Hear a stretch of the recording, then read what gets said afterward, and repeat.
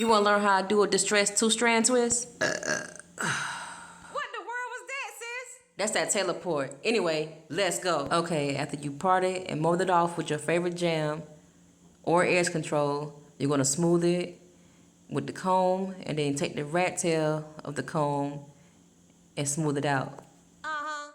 You're going to plait it at least 2 inches or to the middle, and then you're going to take some more jam, smooth it out on the ends, and you're going to two-strand twist the rest until you get all the way to the end.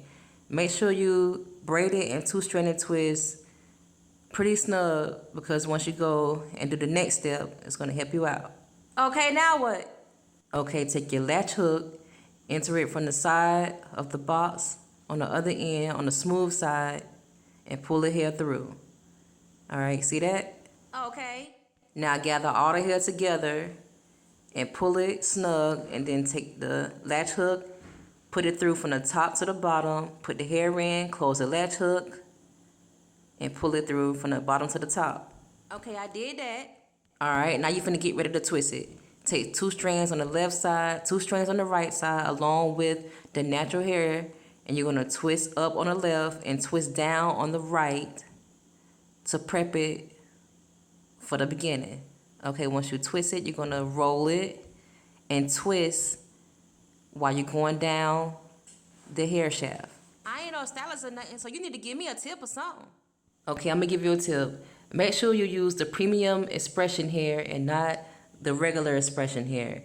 Or find you a braiding hair that's very silky, because it's gonna give you that distressed look without it being too tight or too coily. But please make sure you twist tight as you're twisting down. Okay, so how am I gonna make sure the ends don't unravel? To keep the ends from unraveling, you're gonna braid it.